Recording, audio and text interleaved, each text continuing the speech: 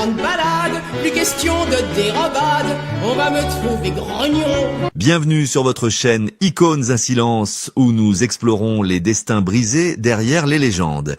Imaginez une voix qui a bercé des millions d'enfants, une mélodie douce et rassurante qui fait partie de l'ADN de la France.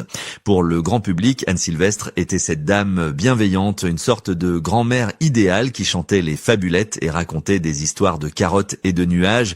Mais si je vous disais que cette image d'Épinal était en réalité un masque, si je vous disais que derrière ce sourire maternel se cachait une femme blessée, hantée par des fantômes qu'elle a combattus en silence pendant des décennies. Sous les projecteurs, elle était l'idole des cours de récréation, mais dans l'ombre des coulisses, elle vivait une toute autre réalité. Anne Sylvestre n'était pas seulement une chanteuse pour enfants, elle était une poétesse immense, une féministe avant l'heure et une âme tourmentée par une industrie qui a tenté de la faire taire. Au crépuscule de sa vie, alors que le rideau s'apprêtait à tomber pour la dernière fois, elle a laissé transparaître une vérité beaucoup plus sombre et complexe. Elle a brisé le silence sur trois ombres majeures, trois fardeaux invisibles qui ont pesé sur ses épaules fragiles jusqu'à son dernier souffle. Comment une artiste aussi célébrée a-t-elle pu se sentir si seule et incomprise? Qui sont ces trois fantômes qui ont transformé son succès en une cage dorée? Et pourquoi avons-nous mis tant de temps à entendre le véritable cri de son cœur? Ce que nous allons découvrir aujourd'hui n'est pas le conte de fées que vous pensez connaître. C'est l'histoire d'une lutte acharnée pour la reconnaissance, le récit d'une femme qui a dû crier pour exister au-delà des étiquettes qu'on lui a collées. Avant de fermer les yeux, Anne Sylvestre nous a laissé les clés pour comprendre sa douleur. Préparez-vous, car une fois que vous aurez entendu cette histoire, vous n'écouterez plus jamais ces chansons de la même manière. Tout a commencé pourtant comme un rêve, une ascension fulgurante qui portait déjà en elle les germes de la tragédie. Pour comprendre la profondeur de la tragédie qui va suivre, il faut d'abord remonter le temps jusqu'au Paris vibrant des années 50 et 60. C'était une époque d'effervescence où les cabarets de la rive gauche fumaient et transpiraient la poésie. C'est là, armée de sa guitare et d'une audace rare pour une femme de son temps, qu'Anne Sylvestre a commencé à tracer son chemin. Très vite, elle s'est imposée non pas comme une simple interprète, mais comme une auteure-compositrice de génie capable de rivaliser avec les plus grands noms masculins de la chanson française. Sa plume était acérée, ses mélodies envoûtantes, et le public sentait qu'une étoile singulière était née. Cependant, le destin a un sens de l'ironie parfois cruel. En 1962, presque par hasard, elle décide d'écrire quelques chansons pour les enfants de sa famille. Ce qui ne devait être qu'une parenthèse récréative va devenir un raz-de-marée culturel sans précédent. C'est la naissance des célèbres fabulettes. Du jour au lendemain, des titres comme « 12 petits cochons » ou « Sureau, Sureau » envahissent les écoles maternelles, les voitures familiales et les chambres d'enfants à travers tout l'Hexagone. Anne Sylvestre devient instantanément la voix officielle de l'enfance en France. Son succès est foudroyant, les disques se vendent par centaines de milliers, traversant les générations, transformant chaque sortie d'album en un événement national. Imaginez un instant ce que cela représente dans une France en pleine mutation. Anne Sylvestre représentait une valeur refuge, une bulle de douceur et d'intelligence pure. Elle était devenue intouchable, une sorte de monument vivant que l'on vénérait. Pour le public, elle était la dame des fabulettes, celle qui savait parler aux petits avec une justesse infinie sans jamais les bêtifier. C'était l'apogée, la gloire absolue, le genre de succès dont rêvent tous les artistes. L'argent affluait, les récompenses s'empilaient et son nom était sur toutes les lèvres. Elle avait réussi à créer un lien indestructible avec le cœur des Français, un lien qui semblait éternel et sans nuages. Pourtant, c'est précisément au cœur de cette lumière aveuglante que le premier fantôme a commencé à tisser sa toile. Ce triomphe monumental des fabulettes, aussi beau soit-il, allait se transformer en un piège doré dont elle ne pourrait jamais s'échapper. Sans qu'elle ne s'en aperçoive immédiatement, l'industrie musicale et les médias étaient en train de l'enfermer dans une case minuscule, beaucoup trop étroite pour son immense talent.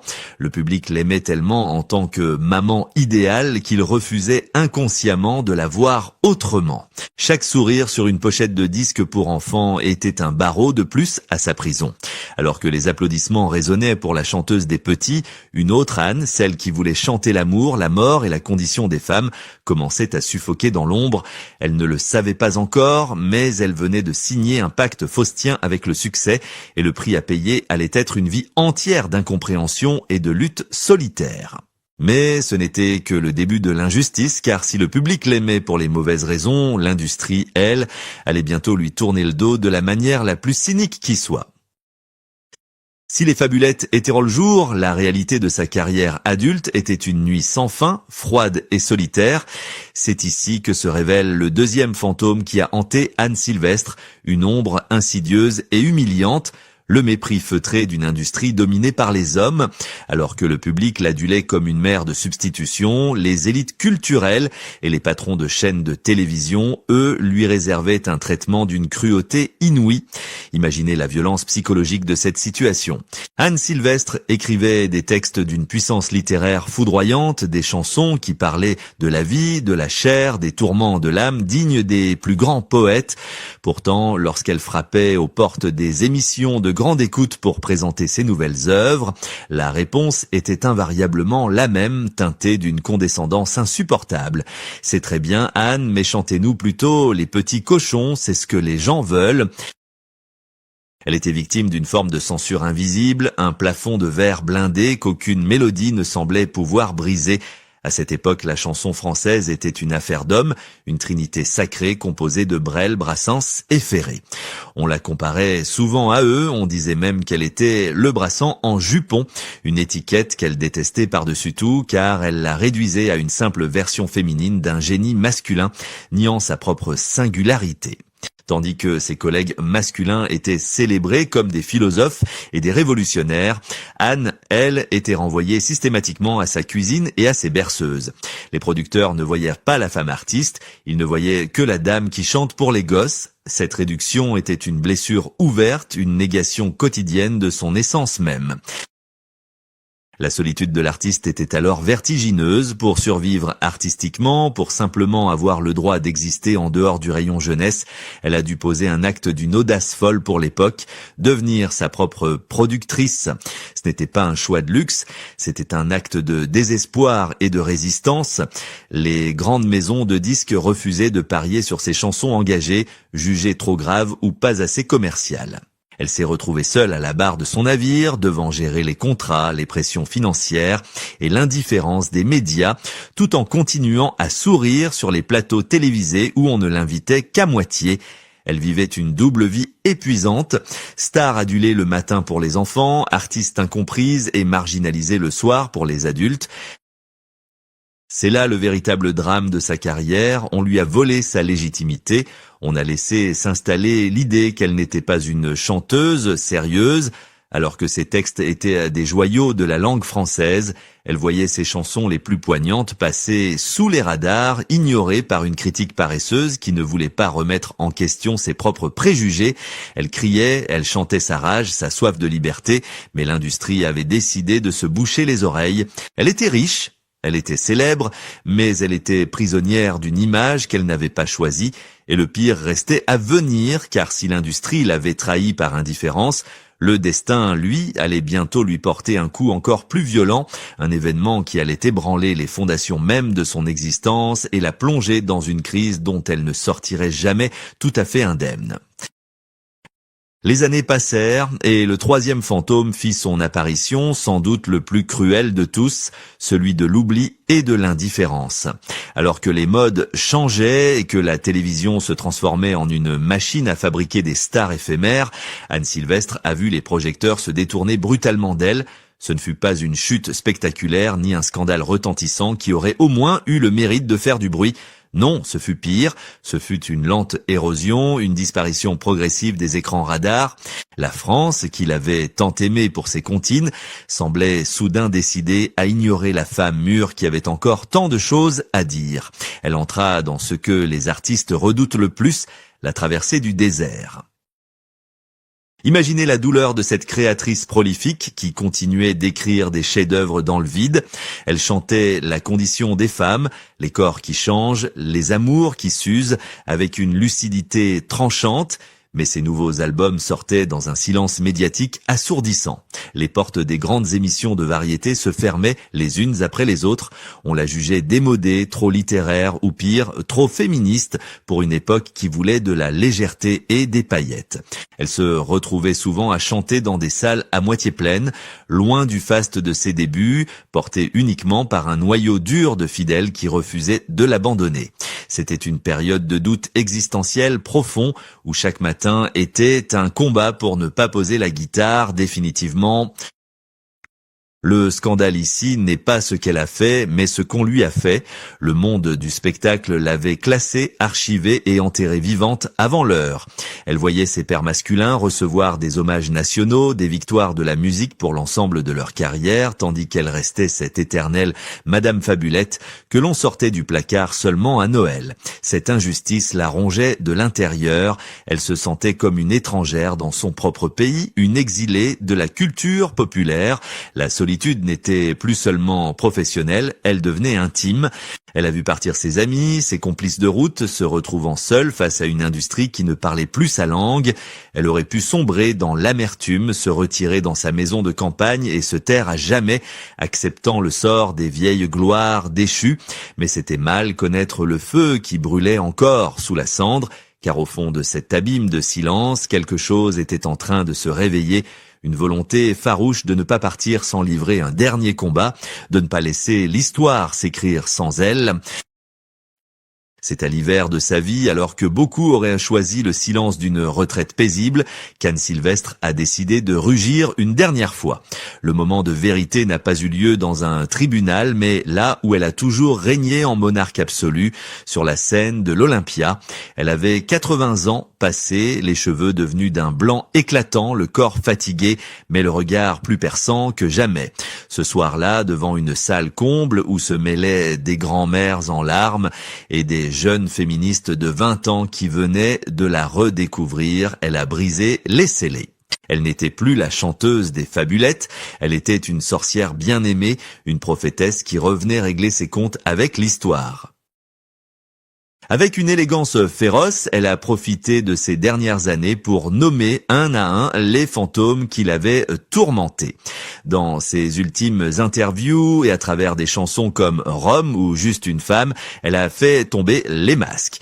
Elle a pointé du doigt ce système qui broie les femmes artistes dès qu'elles ne sont plus des objets de désir.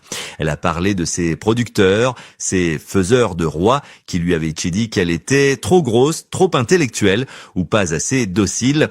Elle a dénoncé l'hypocrisie d'une société qui l'avait enfermée dans la case jeunesse pour mieux ignorer ses cris de révolte sur le viol, l'avortement et la solitude. Elle n'a pas hurlé, elle a simplement chanté la vérité et cette vérité a résonné comme un coup de tonnerre. Ce fut un moment de catharsis collective bouleversant. Elle a osé aborder le sujet tabou de ses origines, ce poids familial qu'elle traînait comme un boulet, et en le mettant en musique, elle s'en est libérée devant nous. Elle a regardé son public dans les yeux et a semblé dire « Je ne suis pas celle que vous croyez, je suis bien plus et je ne m'excuserai plus d'exister ».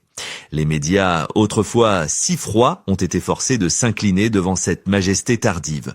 On a vu des journalistes pleurer, on a vu la profession lui accorder enfin les honneurs qu'elle méritait depuis un demi-siècle. Mais ce n'était pas une revanche amère, c'était une victoire de la dignité. Elle avait réussi l'impossible, faire cohabiter la chanteuse pour enfants et la poétesse tragique, réconciliant enfin toutes les parties d'elle-même. En brisant le silence, Anne Sylvestre n'a pas seulement sauvé sa propre mémoire, elle a ouvert la voie à toute une génération d'artistes féminines qui voient aujourd'hui en elle une pionnière. Elle a prouvé que le talent n'a pas de date de péremption et que la parole, lorsqu'elle est portée par une âme sincère, finit toujours par fracasser les murs de l'indifférence. Elle avait repris le contrôle de son histoire et personne ne pourrait plus jamais la lui voler. Mais alors que les applaudissements s'éteignent doucement, une question demeure, une leçon universelle que son destin nous laisse en héritage et qui nous concerne tous. Au-delà des mélodies et des souvenirs d'enfance, le destin d'Anne Sylvestre résonne aujourd'hui comme un avertissement solennel et nécessaire. Son histoire n'est pas seulement celle d'une chanteuse talentueuse, c'est le miroir tendu à une société qui consomme ses artistes comme des produits, oubliant trop souvent qu'il y a des cœurs qui battent derrière les images glacées. Elle nous force à nous poser cette question dérangeante. Combien d'autres trésors vivants laissons-nous dans l'ombre simplement parce qu'ils ne rentrent pas dans les cases préfabriquées de notre époque? Combien de voix essentielles sont étouffées par le vacarme du superficiel? Anne Sylvestre a payé le prix fort pour sa liberté. Elle a refusé de se plier, refusé de sourire quand elle voulait mordre, refusé de taire sa colère quand on lui demandait de la douceur. Si elle a fini par briser le silence, c'est pour nous rappeler que la reconnaissance ne devrait jamais être une prison. Nous avons failli passer à côté de l'immensité de son œuvre parce que nous étions trop occupés à regarder l'étiquette collée sur le disque plutôt qu'à écouter la musique. C'est une leçon d'humilité pour nous, public, mais aussi pour l'industrie du spectacle. Il est temps d'apprendre à écouter les artistes avant que les lumières ne s'éteignent définitivement. Aujourd'hui, il ne s'agit plus de réparer le passé, mais d'honorer l'héritage qu'elle nous laisse. Ces chansons ne sont pas des objets de musée, ce sont des armes de construction massive pour l'âme. En redécouvrant son œuvre complète, nous lui offrons enfin cette justice qu'elle a tant espérée.